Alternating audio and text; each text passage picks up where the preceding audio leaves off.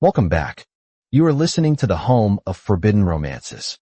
Prepare yourself, because tonight's story will leave you breathless.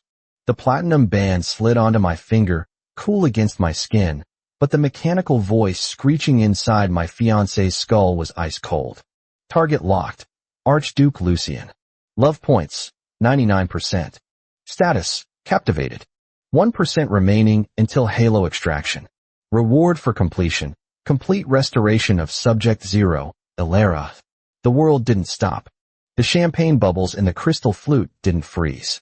The cheering of the imperial court, the soft weep of the Dowager Empress, the orchestral swell of strings, it all continued in a nauseating, perfect rhythm. But I, Archduke Lucian Vane, the Empire's golden son, the man who controlled the very ley lines of light magic in this capital, felt my heart turn into a stone in my chest. I looked down at Kalen. My Kalen, the man who had spent 3 years breaking down my walls. The penniless mercenary knight I had raised to account. He was on one knee, his eyes, those tempestuous, gray eyes that I had drowned in, shimmering with what looked like unshed tears of joy. Lucian, Kalen whispered, his voice thick with emotion, his thumb caressing the back of my hand. You have made me the happiest man in Ethelgard. I swear to protect you, to cherish you, until my last breath. Asterisk, asterisk, the voice was distinct. A jarring, atonal sound that vibrated not in my ears, but in the mana currents of the air. It was a frequency only a high mage could perceive, and even then, only if they were listening for a disruption in the ether. I had attuned my senses tonight to catch the sound of assassins. Instead, I caught the sound of a betrayal so profound it threatened to shatter my soul. I forced a smile. It felt like stretching calm water over a drowning cage. Stand up, Kalen, I said softly. He rose, his height dwarfing mine, his broad shoulders encased in the black and gold velvet of the station I had given him. He leaned in to kiss me. I turned my head slightly, letting his lips graze my cheek. Asterisk, asterisk, I am overwhelmed. I whispered into his ear, letting my voice tremble. Not with love, but with a sudden, violent rage I struggled to suppress. Let us retire. The crowd. It is too much. Kalen pulled back, concern etched onto his handsome features. Of course, my love. Anything you need. As he guided me through the parting crowd, his hand firm on the small of my back, I looked at him not as a lover, but as a predator assessing a threat. He wasn't loving me.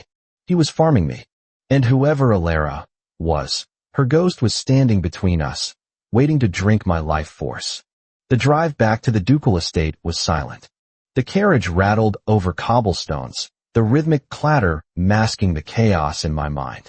I stared out the window at the gas lamps flickering in the fog. I was the halo. In our world, the halo wasn't just a metaphor. It was the manifestation of the prime mana source. It was why I was the Archduke. It was why the Emperor feared me. It was a wellspring of infinite magical potential that resided within my core. If extracted, I would become a husk, a vegetable, dead in every way that mattered. And he wanted to steal it, to cure a real lover. I glanced at Kalen. He was watching me, a soft, dopey smile on his face.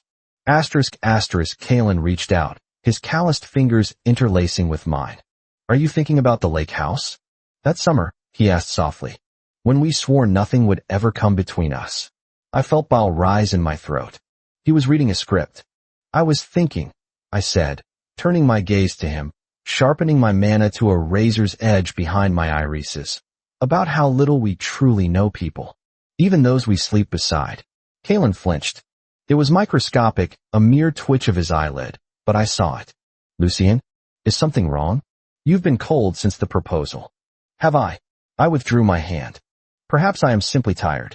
Or perhaps I am realizing that marriage is a contract, and I should ensure the terms are favorable. Asterisk, asterisk, I watched the color drain from his face. It was fascinating. Was he afraid of losing me, or losing his prize? Lucian, you know I care nothing for contracts or titles, Kalen pleaded, shifting in the seat to face me fully. I only want you. Do you? I asked, letting my eyes bore into his. I activated a sliver of my power, Truth Seeker. It usually required a spell circle, but for me, eye contact was enough to sense intent. If I were stripped of my title, my wealth, and my magic, if I were a broken, empty shell, would you still be here? Kalen hesitated. It was a pause that lasted less than a second, but it screamed the truth. Of course, he said. Liar. The carriage halted. We had arrived. I will sleep in the East Wing tonight, I announced as the footman opened the door. The East Wing. Kalen scrambled out after me. But we always sleep together. Lucien, please, tell me what I've done. I stopped on the steps of the manor, the rain beginning to fall, plastering my silver hair to my forehead. I looked down at him. You haven't done anything yet, Kalen, I said, my voice devoid of warmth. And that is exactly why you should be afraid. I turned and walked away, leaving him in the rain. I paused inside the heavy oak doors. A crisis event? So, he was going to stage an accident? A kidnapping? To play the hero again? Fine. Let him try. For the next week, I played a game of psychological torture that would have made the Imperial interrogators proud. I knew the rules of his system now. It required my absolute trust and love to extract the halo. If my love dropped too low, he failed. If he forced it, the halo would shatter and kill us both. He needed me willing. He needed me submissive. So I gave him neither. I spent my days in the archives, ostensibly planning the wedding, but in reality, researching ancient transdimensional parasites. I found vague references to guiders, entities from other planes that latched onto desperate souls, offering miracles in exchange for the energy of this world's most powerful beings. Kalen was miserable. I saw him pacing the gardens, arguing with thin air. One evening, I sat in the library, a book of poisons open on my lap. Kalen entered, carrying a tray of tea. He looked exhausted. Dark circles rimmed his eyes. Chamomile, he said softly, setting the tray down. For your nerves. My nerves are fine, I said, not looking up. It is my heart that is troubled. He knelt beside my chair. The classic pose. The submissive knight. Tell me how to fix it. I had a dream, I lied. A nightmare. About a woman named Alara. The teacup rattled against the saucer as Kalen's hand jerked. Alara. His voice squeaked. I don't know anyone by that name. Strange. I mused, closing the book with a heavy thud. In the dream, you were weeping over her grave. You promised the demon that you would trade the sun itself to bring her back. I leaned forward, gripping his chin, forcing him to look at me. I am the son of this empire, Kalen. Are you trading me? No. He grabbed my hands, his grip desperate.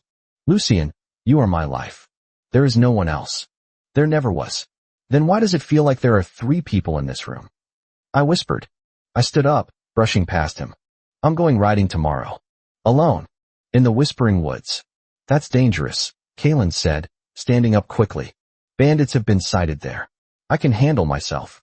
I'll come with you. No. Lucien, I insist. And I command you to stay. I snapped, my voice cracking with mana, causing the windows to rattle. Know your place, Count Thorn. I stormed out. I knew exactly what would happen. The system had suggested a crisis event. I had just handed him the perfect venue. The whispering woods were dense, the canopy blocking out the midday sun. I rode my white stallion at a leisurely pace, my senses extended to the limit. I wasn't alone. I sensed 3 distinct magical signatures ahead. Mercenaries. Hard blades. But sloppy ones. And behind me, shadowing me from the trees, was Kalen. The attack happened in a clearing. 3 men dropped from the branches, blades drawn. It was theatrical, almost comedic. They lunged, but their strikes were aimed to disarm, not to kill. Hand over the jewels, Lord Ling, one shouted. I didn't even draw my sword. I simply raised a hand, ready to blast them into oblivion with a wave of light. But before I could, a black blur shot out of the underbrush. Kalen. He didn't pull his punches. He moved like a whirlwind of steel. He severed the first man's arm before the bandit could scream. He kicked the second man so hard I heard ribs crack. The third bandit, realizing this wasn't part of the script, panicked. He wasn't supposed to actually fight a sword saint. He lunged at me in genuine desperation, a poisoned dagger aiming for my throat.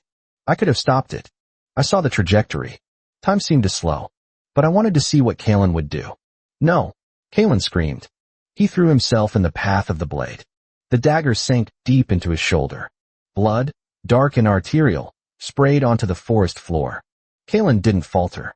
With a roar of pure, animalistic fury, he drove his own sword through the bandit's chest. Silence fell over the clearing. Kalen swayed, clutching his shoulder. He turned to me, his face pale, sweat dripping down his nose. Are you hurt?" he rasped. I sat on my horse, staring at him. He had hired them. I knew that.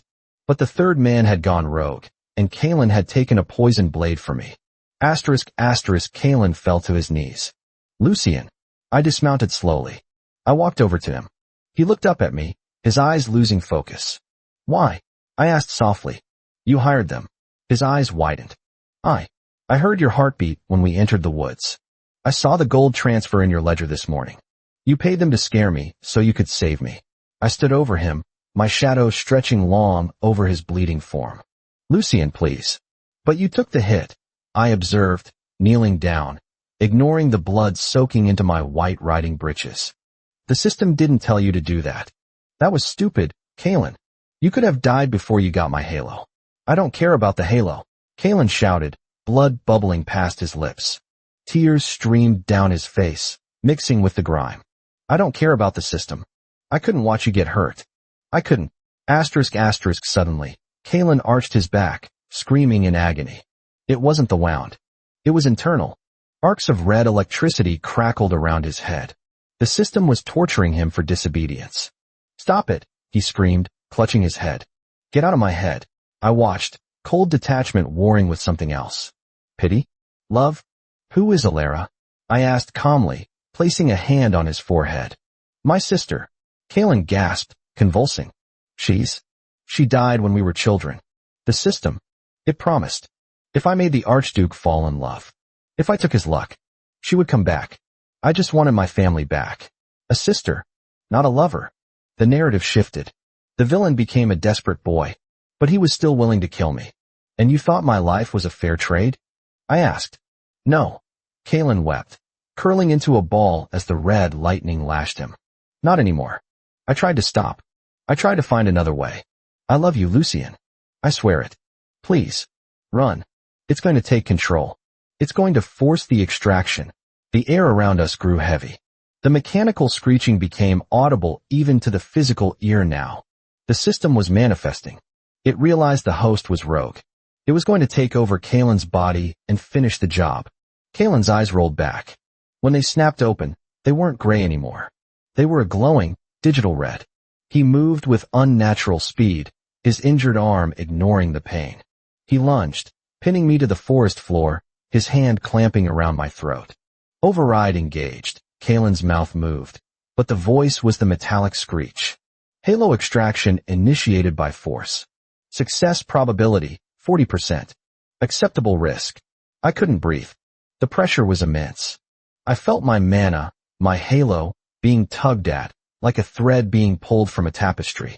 I looked up into the face of the man I had planned to marry. The man who had betrayed me. The man who had just taken a knife for me. "Kalen," I choked out. "If you are in there, fight." The grip tightened. "Kalen Thorne," I shouted mentally, projecting my voice directly into his mind. "You are a knight of the realm. You are my intended. Do you bow to a machine?" The red eyes flickered. A tear, purely human, leaked out. Lucien. "Run." His thought echoed in my mind. "No," I whispered. I didn't run. I did the one thing the system didn't predict. I reached up and cupped his face. And I released the halo. Not to him, but at him. "You want my light?" I hissed. "Choke on it." I unleashed the full, unbridled power of the Archduke. A pillar of blinding white light erupted from my chest, blasting straight into Kalen. For a normal human, it would be healing warmth. For a dark, parasitic entity clinging to a soul, it was holy fire. The system screamed. It was a sound like tearing metal and shattering glass. Kalen threw his head back, his mouth open in a silent howl as the white light scoured his mind.